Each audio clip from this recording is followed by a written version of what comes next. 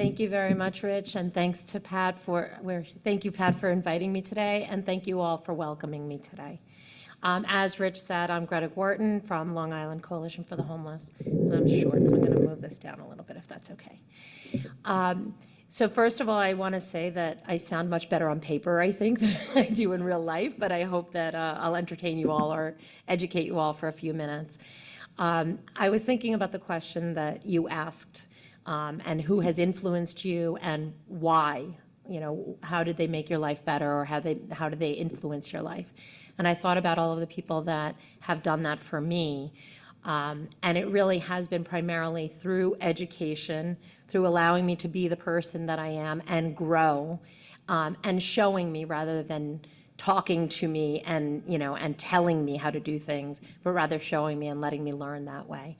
And I hope I do a little bit of that today, although I will be speaking most of the time.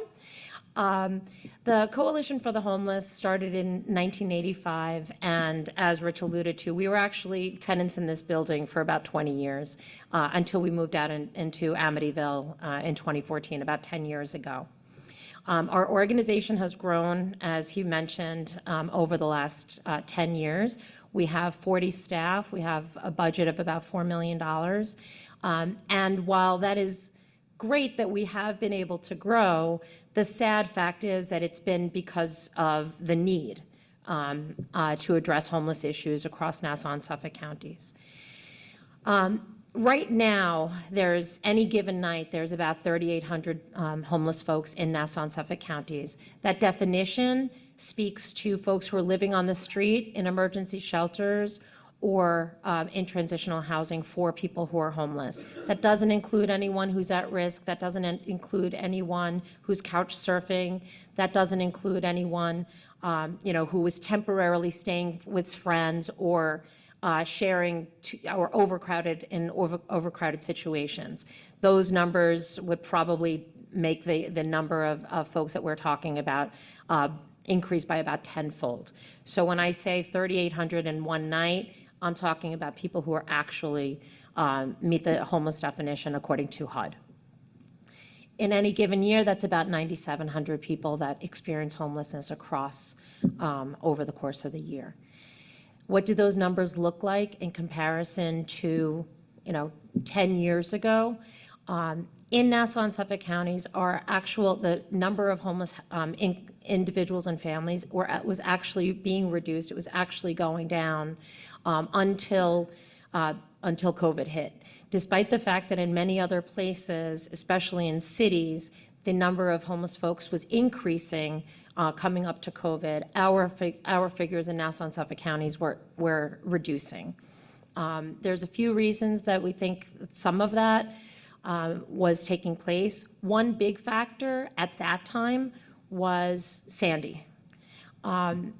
Despite the fact that Hurricane Superstorm Sandy was a terrible thing for many Long Islanders, it was one time that many Long Islanders could associate and could relate to the challenges and the hardships of losing one's home, and the recognition that, in fact, it is not because of someone's internal flaws that someone might become homeless.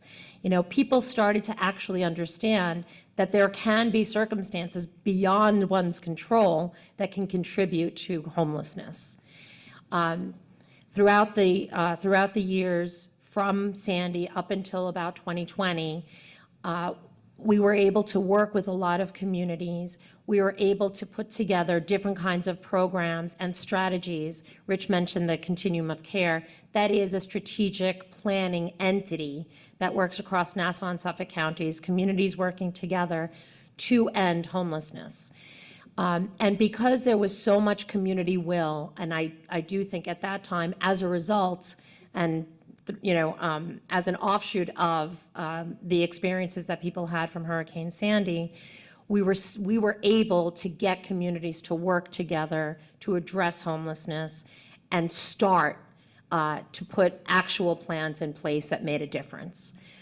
When COVID hit, the immediate response to that was an increase in homeless singles, and a lot of that had to do with folks that had been living in people's basements, somebody that may have been renting a room from someone, family members that may have allowed, a brother, sister, uncles to stay with them.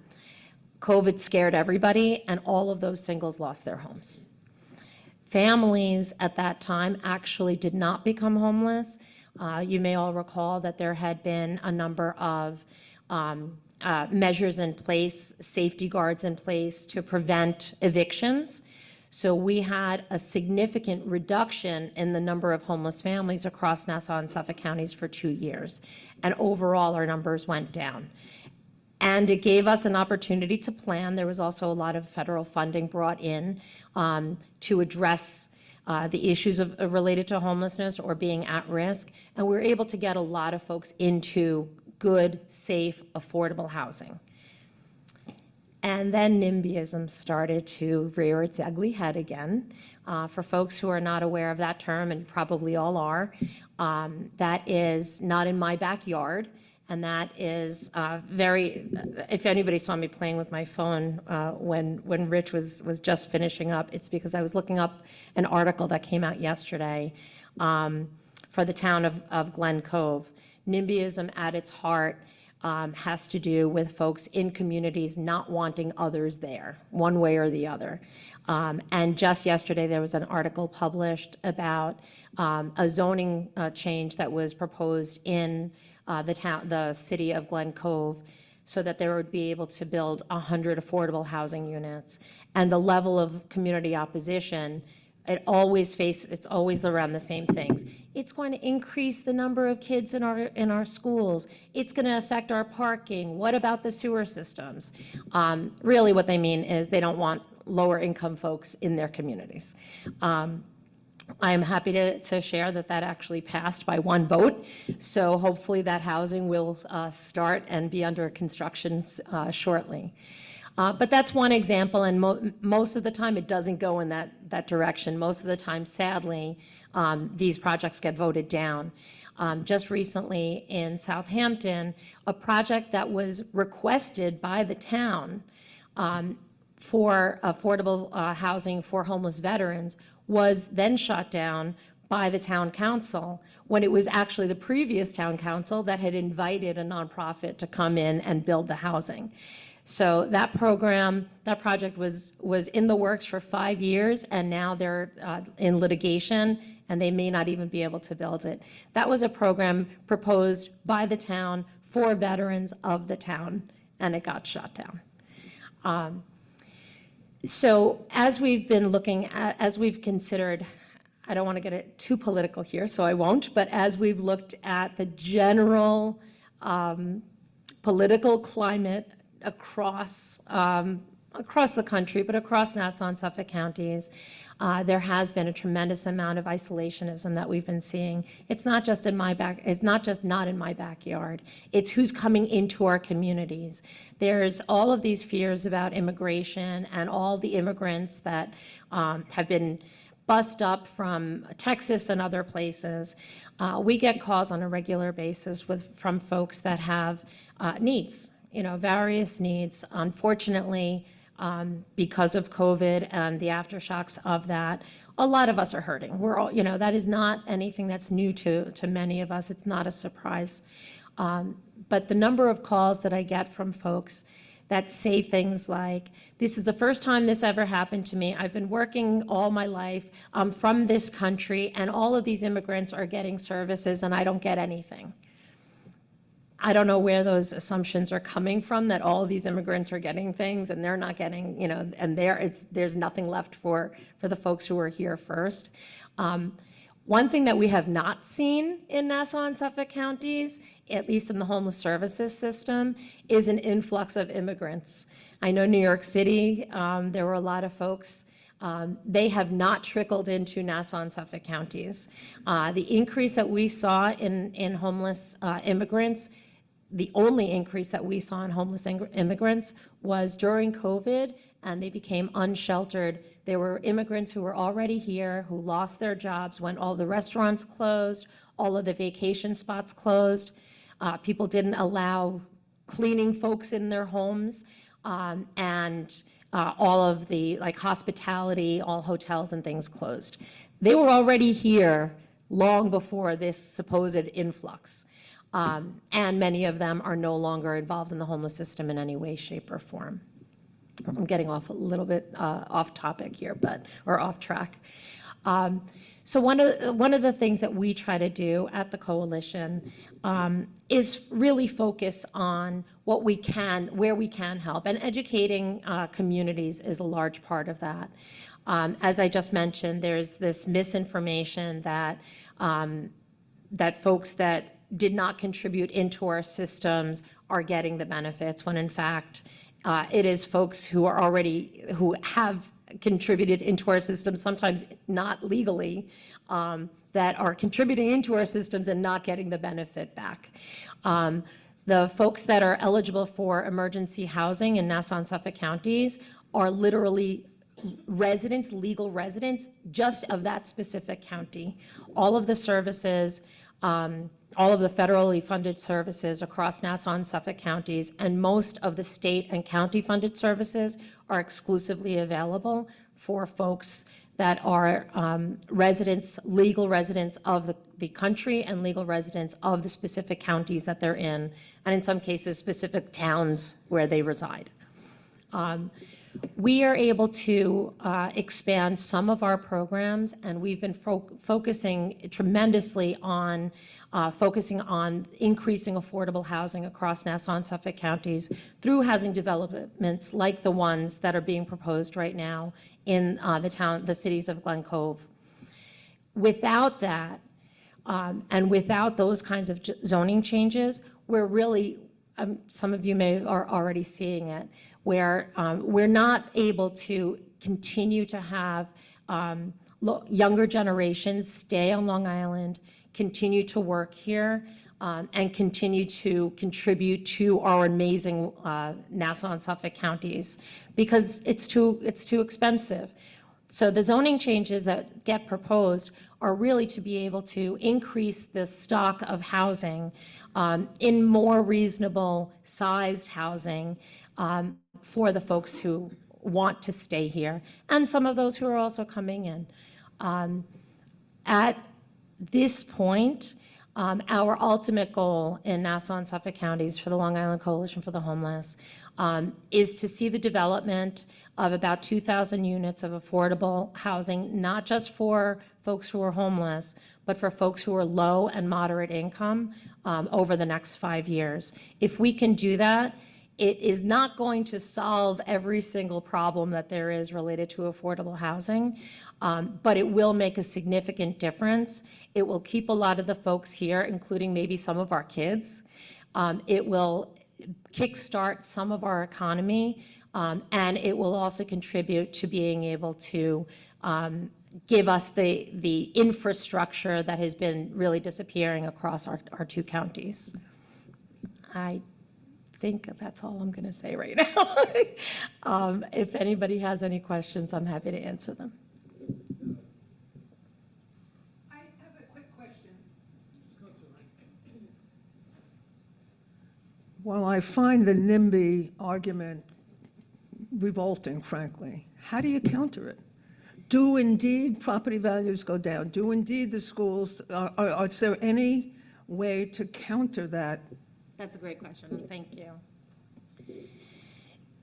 So Joan's first question was about property values, and in fact, specifically with supportive housing programs and community, like group home programs, what has actually been shown is that properties that are directly around supportive housing programs actually increase. By and large, the housing that is used for affordable housing, very often nonprofits will purchase either vacant properties, blighted areas, or they will purchase the most rundown units on a block, and then they will build them up.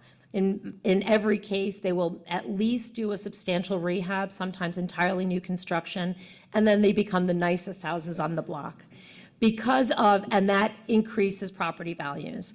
Also, because of the expectation of those programs by the funders, they have to remain high-quality housing programs with high-quality services.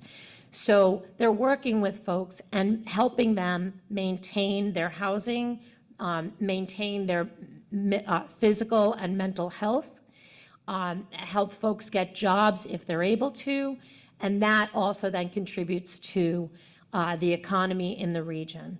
Furthermore, because of the expectations of the neighbors, everybody's expecting them to fail, right? Everyone is expecting those houses to end up being completely destroyed and a big mess, et cetera, et cetera. So because of that, the nonprofits are also making every effort to keep up the houses, because the slightest thing as a result, can result in complaints. I used to work for another organization that was a housing development agency, and they built one program of 5 houses, 5 single-family homes that was for single adults. Each house was going to have 3 single adults in it. At the time, one of the houses, the entire neighborhood was against this one house on this block. This was in Port Jeff Station. And in fact, people on that block called the executive director at that time, complaining that they had an anxiety disorder, and the last thing they needed was these crazy people to live in that house. And I wanted to let them know that I could give them an application if they were interested, because that's exactly who, was the housing was for. That community was so against that house that during construction, they burned it to the ground. There were death threats for the executive director and death threats for the chair of that board. The FBI got involved. And this was one of those things, too. This is somebody I learned from. Everybody suggested that they just abandon that site, give up. It's going to be dangerous for whoever moves in there. And the executive director refused to do that, because if he did, they would win. And then the community, the next community would just do the same thing. So they rebuilt that house. They moved 3 women into that house, and they did that purposely because of their fear that the community would, have this idea if there were 3 men in the house, it would be more intimidating to the community. And shortly after that house was opened and, the women moved in, within 6 months, the one call that the executive director got was that the lawn was too long. The grass was too long and it needed to be cut. So here we go from these are dangerous people moving into our community. We don't want them here. They're going to be dangerous. This is going to be terrible. Oh, it was down from a school, down the street from a school. There's going to be kids. It's dangerous for the kids. Can you cut the lawn? Your other question about just how we can educate folks. In terms of the school districts, first of all, many of the programs that get built are either 1-bedrooms or 2-bedroom apartments. So while there could certainly be children, they are not huge huge families moving into communities.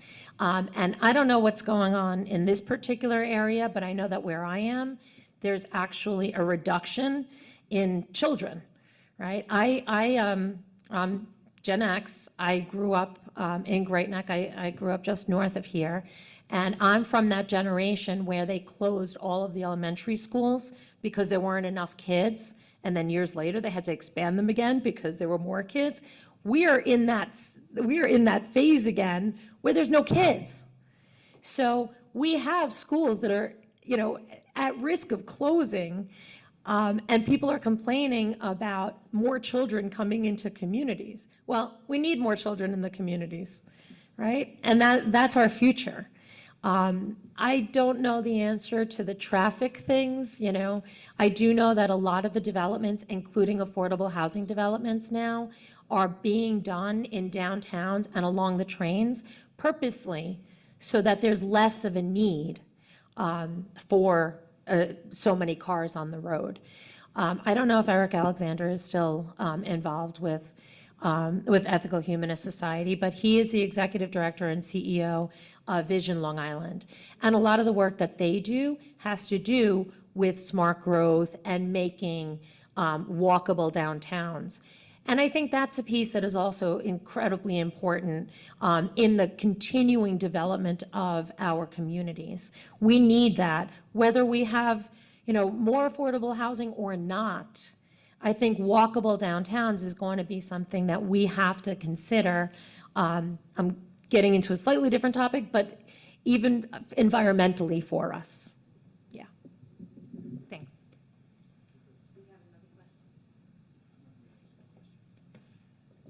Do you depend on federal funding, and what are your concerns with the change in the climate? So thank you for that question. It is one of the ones that is keeping me up at night recently. Long Island Coalition for the Homeless has a budget of about $4.3 million, and about 90% of that is HUD funding.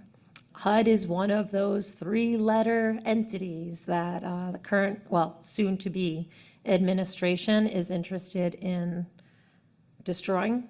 Am I allowed to say destroying? Am I allowed to say that?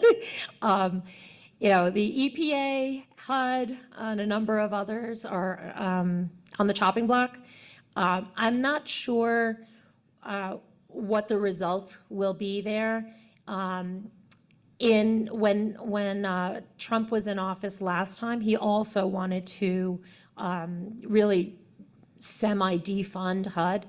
And there was a lot of pushback, thankfully, across the aisle, by both Republicans and Democrats, because there was a recognition of the importance of that program. I don't know what will happen this time. So we are also trying to increase our non-government funding in our agency, because the work isn't going to just stop. It can't stop, and the need for it can't just stop. But we are very concerned, and not just for the agency, but when we're talking about affordable housing, Section 8 vouchers, housing choice vouchers, that's all HUD. And that is really the lifeline for millions of people across the United States.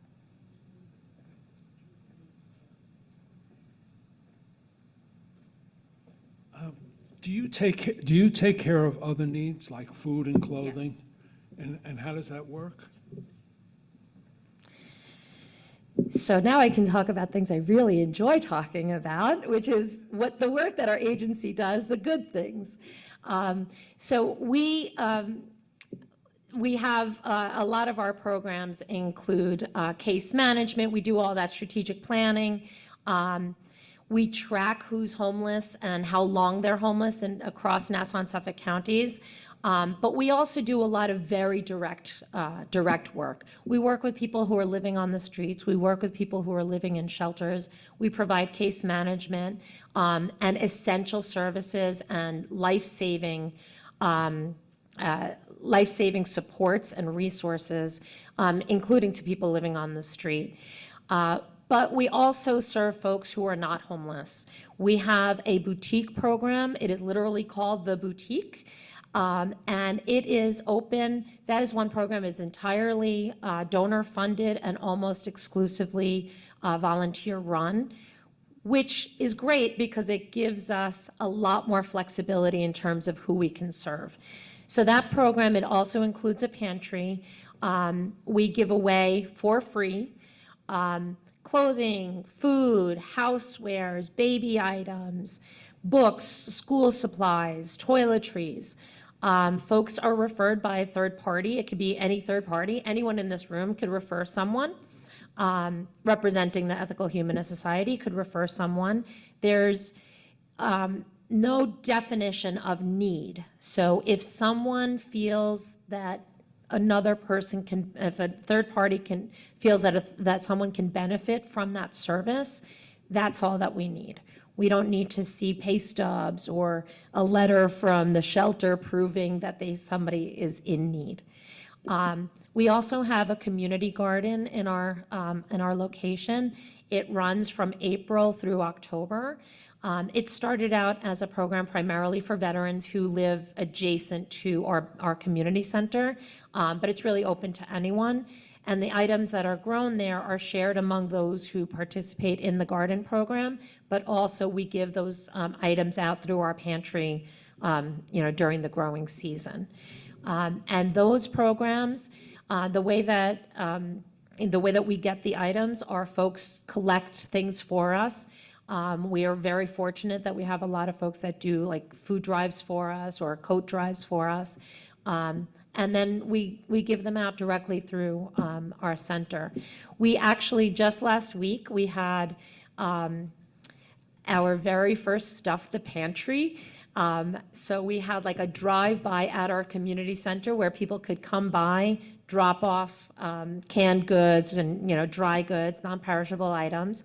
And they could just continue, or they could come in and we had like a whole fall and Thanksgiving backdrop, and they can get pictures taken with our turkey mascot and my dog, Milo, dressed as a farmer.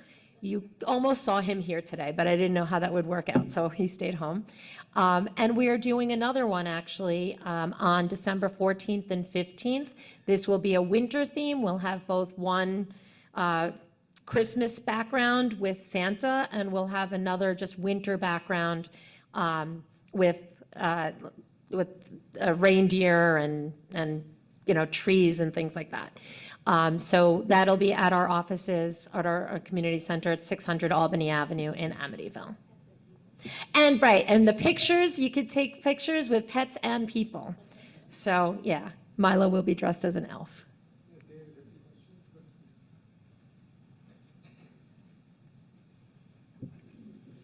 I'm sure you've all noticed that winter is upon us today. And my question is, in Nassau and Suffolk County, are there populations who are completely unhoused? In the 60s, when I first became involved, which is a long time ago, there were encampments, literally, on the Long Island Railroad right-of-way, which were periodically cleared. And I'm concerned about the services that are provided to people who are just simply outside. In New York City, you see them lying on the streets, but they're more hidden in Nassau and Suffolk County. What is done in terms of outreach to those people, and what is done when outreach is accomplished? Thank you for that important question. So the Long Island Coalition for the Homeless has 2 street outreach teams. It's about 18 people between the 2 teams. The street outreach program, one of our street outreach programs operates 12 hours a day, 7 days a week. And they are all specifically working with people who are living on the street, in their cars or other places not meant for human habitation across Nassau and Suffolk counties. Our primary goal with all of our case management programs, and that includes our street outreach programs, is to get people off the street, out of shelters, and into permanent housing. For folks who are unsheltered, sometimes the interim step is emergency housing, but the vast majority who are on the street are there because they do not want to or cannot go into emergency housing. I mentioned at the top of my talk that emergency housing is not available to folks who are not legal residents of either county. So anyone who's not documented is not eligible for those services and that assistance. The coalition does not operate permanent housing programs, but we do provide that service to get people into permanent housing, and we prioritize folks who have been homeless based on length of time homeless. So that's who we're prioritizing for housing. In the last 2 years, we have been able to get 88 people who are living on the street or in their cars into permanent housing. I mean, that's a huge number. That's a huge number. It's absolutely not enough, but it is so much more than we had been able to do in previous years. But you're right, it's very cold out now. And so a lot of the work that we also do with folks who are living on the street is trying to keep them alive and keep them safe. In one of our programs, we can provide motel stays temporarily, especially on really cold nights. I'll say one other thing, during code blue, so that's whenever the temperature falls below 32, there is kind of a no questions asked for emergency housing. So when it gets that cold, and that's a state mandate, there are beds made available for folks regardless of, status, et cetera. But we're providing tents, and we spend thousands upon thousands of dollars on tents, sleeping bags, coats, socks, boots, and we repeat over and over again. We have folks that we even give gas if they're living in their cars. We provide gasoline so that they can keep their cars running, so that they can stay warm. It's not enough. It's not enough. So just one more question for you, David, and Greta will stay after, I believe, in the general people, if you have more questions. Yeah, you mentioned the problem of the YIMBYs and the housing. And number one question there is, what happens to that? Is that housing given to people? How do you maintain affordability, for the housing? And the other question, which you've touched on, but I would love to go on, is if you could talk a little bit about the population, that the homeless population, what people, where do they come from, what makes them homeless, et cetera. Okay. Thank you. All right, so you might have to remind me of the questions if I don't if I don't answer all of them. But your first question related to how are the units maintained?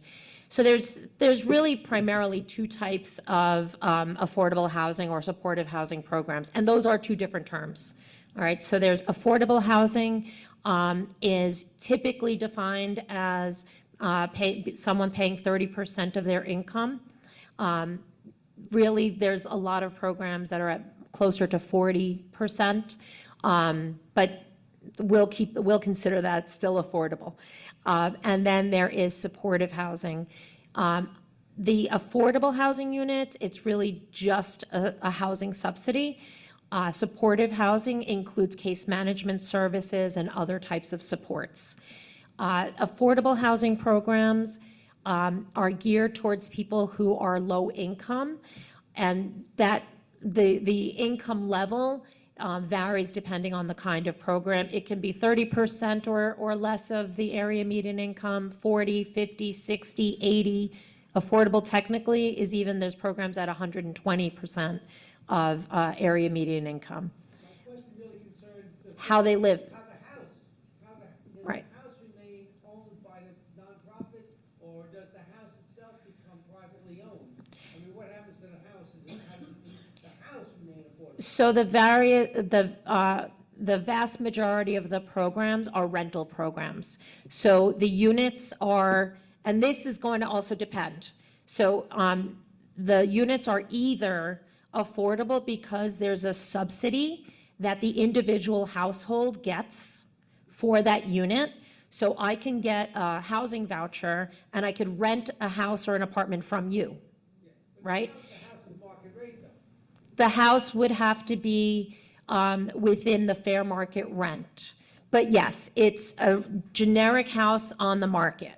It has to be fairly affordable, it has to meet that standard, but that would be, that could be your house, and it's affordable because I have a subsidy. Others are owned by nonprofit organizations, and there's a subsidy built into it through the funding that was received. In both cases, the owner of the unit is providing most of the maintenance for that unit. We're going to have to Sure. move on right now.